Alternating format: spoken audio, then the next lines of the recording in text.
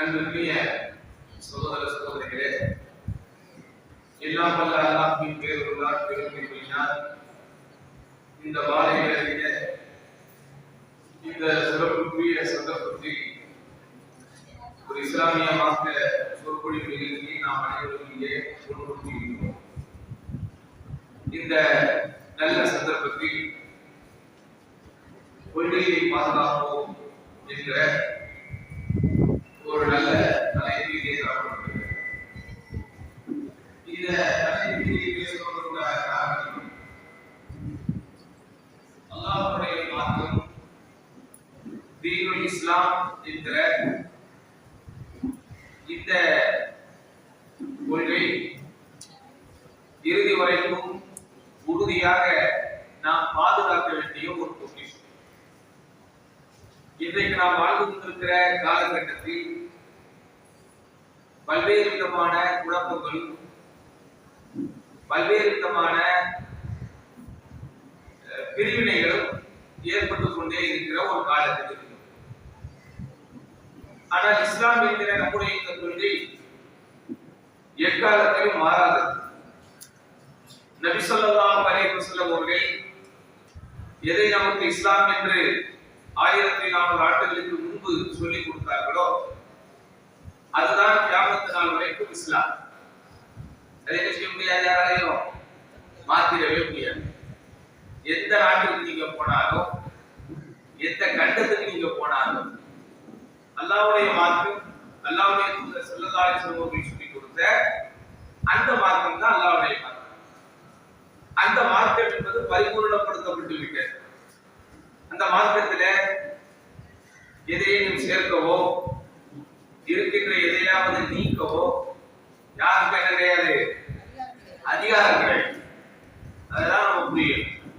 அதுதான் இஸ்லாமிய கொள்கை, அதுதான் உண்மையான சத்திய மார்க்கம். அன்னைக்கு ரசூலுல்லாஹி ஸல்லல்லாஹு அலைஹி வஸல்லம் காலத்துல ஃபஜ்ர் எத்தனை ரக்காத்தா இருந்துச்சு? 2 ரக்காத்தா இருந்துச்சு. இன்னைக்கு நம்ம 20 ரக்காத் தொழுகிறோமா? எத்தனை ரக்காத் தொழுகிறோம்? அதே 2 ரக்காத்தா தொழுகிறோம். இன்னைக்கு அல்லாஹ்வுடைய தூதர் ஸல்லல்லாஹு அலைஹி வஸல்லம் காலத்துல வெள்ளிக்கிழமை ஜும்மா குபா அல்லது ஜும்மா தொழுகை வெள்ளிக்கிழமை தான் நடந்துச்சு. இன்னைக்கு எந்த நாள் நடக்குது? இல்ல, எங்க இந்தியாவில் ஞாயிற்றுக்கிழமை தான் லீவு. அதனால நாங்க ஜும்மாவை ஞாயிற்றுக்கிழமை மாத்தி போட்டு யாராவது சொல்ல முடியுமா? சொல்ல முடியாது. அப்ப இஸ்லாம் அப்படின்னா என்ன என்றால், அன்னைக்கு அல்லாஹ்வுடைய தூதர் ஸல்லல்லாஹு அலைஹி வஸல்லம் காலத்துல எது இஸ்லாமோ அதுதான் இன்னைக்கு இஸ்லாம், அதுதான் நாளைக்கும் இஸ்லாம், அதுதான் கியாமத் நாள் வரைக்கும் இஸ்லாம். வெற்றிக்கு சேர்ப்பது தான். அப்போ நம்ம நல்லா புரிஞ்சுக்கணும், இஸ்லாம் அப்படிங்கறத என்ன செய்ய முடியாது, யாரும் ஒரு ஆளு அவங்க இஷ்டத்துக்கு உருவாக்க முடியாது. யாரும் உட்கார்ந்து புதிதாக ஒன்றை இல்லாததை அதிகரிக்க முடியாது. அல்லாஹ் குர்ஆனில் சொல்கிறான், அல்-யௌம அக்மல்து லக்கும் தீனக்கும், இன்றைய நாளில் நான் உங்களது மார்க்கத்தை பரிபூரணப்படுத்தி விட்டேன். வ அத்மம்து அலைக்கும் நிஅமதி, எனது அருள்கொடையை உங்கள் மீது பூரணப்படுத்தி விட்டேன். வ ரதீது லக்குமுல் இஸ்லாம தீனா, இஸ்லாம் என்பதை, இஸ்லாம் என்கிற இந்த கொள்கையை மார்க்கமாக நான் உங்களுக்கு பொருந்திக் கொண்டேன் என்று அல்லாஹ் சுப்ஹானஹு வ தஆலா குர்ஆனிலே சொல்லிட்டார். அப்ப இந்த வசனத்தின் மூலம் நமக்கு என்ன விளக்குது? பார்த்தோம் இது மைய தட்டி விட்டுறாங்க.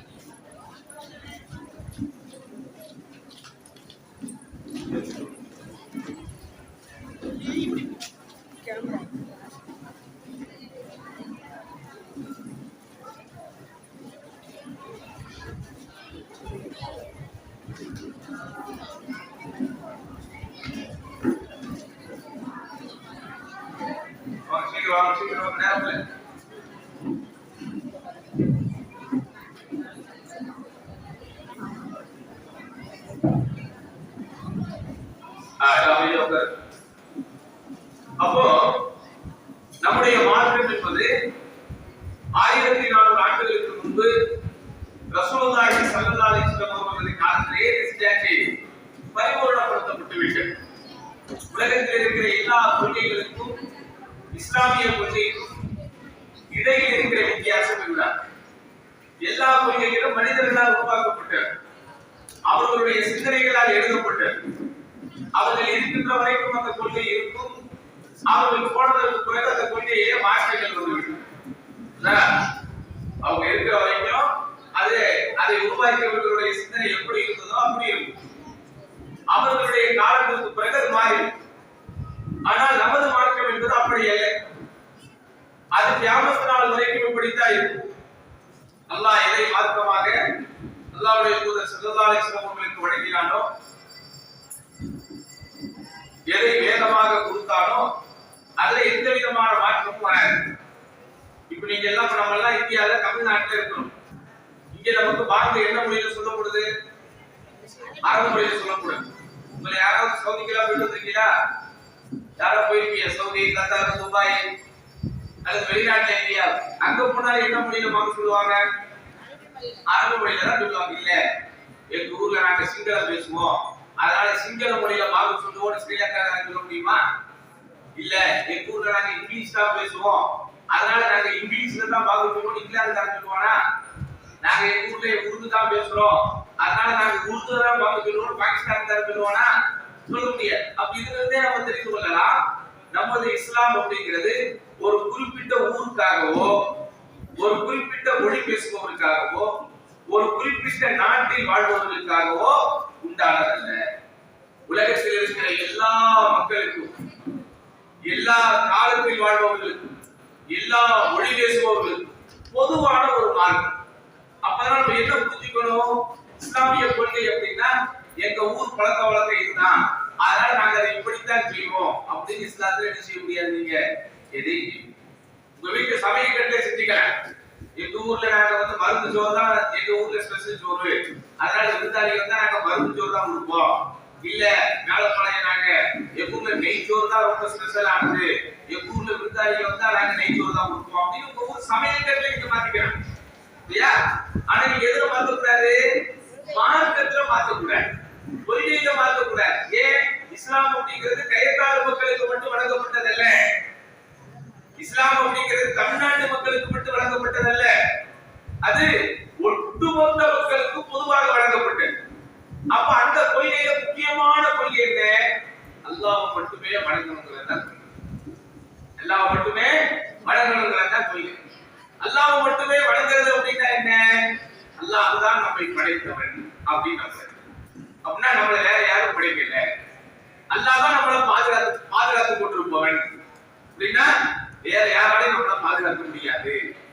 அல்லாஹ் தான் நம்முடைய தேவைகளை நிறைவேற்றுபவன், அல்லாஹ் தான் நமக்கு உணவளிப்பவன். அந்த மாதிரி எல்லா விஷயங்களையும் அல்லாஹ் மட்டும் தான் கொடுக்கணும். அல்லாஹ் அல்லாத யாருக்கும் கொடுக்க கூடாது.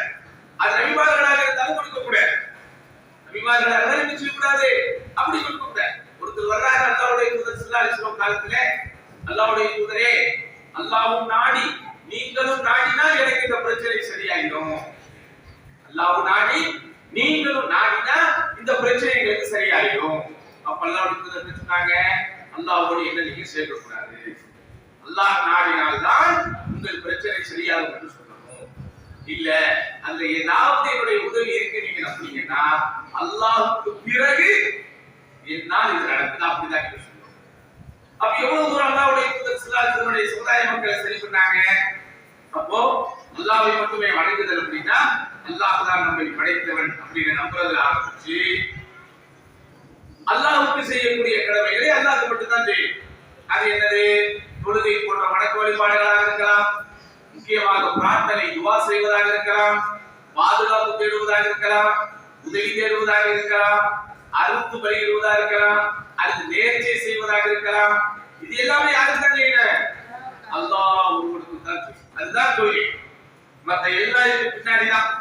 இது நம்ம எதெல்லாம் இஸ்லாம்ல ரொம்ப முக்கியமான விஷயம் அப்படின்னு நம்ம நினைப்போமோ, எது இஸ்லாம்ல ரொம்ப முக்கியமான அம்சங்கள் என்று நாம் நினைக்கிறோமோ அது எல்லாமே இதற்கு பிறகுதான். இன்னும் சொல்ல போனால் உங்கள் தொழுகை கூட இந்த விஷயத்திற்கு பிறகுதான். ஒருத்தர் காலமெல்லாம் தொழுகிறார், இப்படி ஒருத்தர் காலமெல்லாம் தொழுகிறாரு, நிறைய நோன்பு வைக்கிறாரு, ஆனா அல்லாஹ்விடத்தில் கேட்க வேண்டிய பிரார்த்தனையை அல்லாஹ் தொழுகிறதுல கேட்டுட்டாரு அப்படின்னா அந்த தொழுகைகள் எல்லாம் அழிந்து போயிட்டு நானா சொல்லல, அல்லாஹ் குர்ஆனில் அல்லாஹ்வுடைய தூதரை பார்த்து சொல்றார். எப்படி சொல்றார்? லஇன் அஷ்ரக்த லயஹ்பதன்ன அமலுக. நபியே, நீங்கள் இணை வைத்தால் நிச்சயமாக உங்களுடைய அமல் அனைத்தும் அழிந்து போய்விடும். அல்லாஹ்வுடைய தூதர் இணை வைப்பாங்களா? அல்லாஹ்வுடைய தூதர் அல்லாஹ் தவிர யாரையாவது வணங்குவாங்களா, பிரார்த்திப்பாங்களா? நிச்சயம் செய்ய மாட்டாங்க. இருந்தாலும் ஏன் அல்லாஹ் இப்படிப்பட்ட ஒரு வசனத்தை இறக்கி வைக்கிறான்? அல்லாஹ்வின் தூதர் ஸல்லல்லாஹு அலைஹி வஸல்லம் அவர்களுக்கு சொல்வதன் மூலம் இந்த சமூகத்திற்கு அல்லாஹ் சுப்ஹானஹு வ தஆலா என்ன செய்கிறார்? எச்சரிக்கை செய்கிறார். சரியா? அல்லாஹ்வுடைய தூதர் ஸல்லல்லாஹு அலைஹி வஸல்லம் ஒரு முறை முஆத் இப்னு ஜபல் அப்படிங்கிற ஒரு நபித்தோழரை ஒரு பயணத்துக்கு கூட்டிட்டு போகும்போது அவரிடத்துல ஒரு கேள்வி கேட்கிறார். முஆதே, அல்லாஹ்வுக்குரிய அடியார்கள் மீது உள்ள கடமை என்னவென்று உனக்கு தெரியுமா? அப்படின்னு கேட்கிறார். அதாவது அல்லாஹ்வுக்கு அடியார்கள் செய்ய வேண்டிய கடமை என்னவென்று உங்களுக்கு தெரியுமா? உடனே அவங்க சொன்னாங்க, அல்லாஹ்வும் அல்லாஹ்வுடைய ரசூலுக்கும் தான் அல்லாஹ்வுக்கும் அல்லாஹ்வுடைய ரசூலுக்கும் தான் அந்த பதில் தெரியும். உடனே அவங்க சொல்றாங்க, அதாவது ஹக்குல்லாஹி அலா இபாதிஹி அன் யஅபுதுஹு வ லா யுஷ்ரிகு பிஹி ஷைஆ. அடியார்கள் அல்லாஹ்வுக்கு செய்ய வேண்டிய கடமை என்பது அல்லாஹ்வை அவர்கள் வணங்க வேண்டும், எந்த இறைகளையும் ஏற்படுத்தாமல். இதுதான் நம்ம சமுதாய மக்கள் கவனிக்கணும். அல்லாஹ்வை வணங்க வேண்டும் என்பதை மாத்திரமல்ல, அல்லாஹ் அல்லாத யாரையும் அவர்கள் வணங்கக்கூடாது என்பது இருக்கிறது. ஏன்? அல்லாஹ்வுடைய தூதர் ஸல்லல்லாஹு அலைஹி வஸல்லம் காலத்தில் இருந்த அந்த மக்கள் எப்படிப்பட்ட ஒரு வாழ்க்கையில் இருந்தாங்க, எப்படிப்பட்ட ஒரு கொள்கையில் இருந்தாங்க, என்ன மாதிரியான ஒரு நிலைப்பாட்டில் இருந்தாங்க அப்படின்னா, அவங்க அல்லாஹ்வையும் வணங்குறாங்க, அல்லாஹ்வோடு சேர்த்து அல்லாஹ் அல்லாதவர்களையும் வணங்குறாங்க. அல்லாஹ்வை வணங்குறாங்க, அல்லாஹ்வோடு சேர்த்து அல்லாஹ் அல்லாதவர்களையும் வணங்குறாங்க. அல்லாஹ்வோடு சேர்த்து அல்லாஹ் அல்லாதவர்களையும் அவர்கள் வணங்கினார்கள் என்றால், நமது ஊரில் இருக்கிற மாற்று மத மக்கள் அவரவர்கள் உருவாக்கி வைத்திருக்கக்கூடிய அந்த சிலைகளை வணங்கியது போல வணங்கல. அவங்க உண்மையை யாரும் வணங்குறாங்க, அல்லாஹ்வை வணங்கி கொண்டிருந்த நல்ல மக்களை தான் வணங்குறாங்க. இந்த குர்ஆன்ல படிச்சா உங்களுக்கு தெரியும். குர்ஆன்ல அல்லாஹ் சுப்ஹானஹு வ தஆலா அவர்கள் வணங்கிய யாரு? அந்த அறியாமைக்கார மக்கள், அல்லாஹ்வுடைய தூதர் ஸல்லல்லாஹு அலைஹி வஸல்லம் காலத்தில் வாழ்ந்த மக்கள் யாரை வணங்கினார்களோ அவர்களுக்கு பெயரை சொல்கிறார். அவங்க பேர்ல என்ன? லாத், உஸ்ஸா, மனாத், யகூஸ், யகூக், இதெல்லாம் அவங்க வணங்கிட்டு வந்த அந்த கடவுளர்களுடைய பேர். நம்ம ஊர்ல உள்ள இந்துக்கள் மற்றவங்க அவங்க உருவாக்கி வைத்திருக்கக்கூடிய சிலைகளுக்கு ஒவ்வொரு பேர் சொல்லி வணங்குறாங்களா இல்லையா? எல்லா ஊர்ல உள்ளவங்களும் என்ன செய்யறது இல்லாம ஒரே மாதிரியானவங்க வணங்குறது.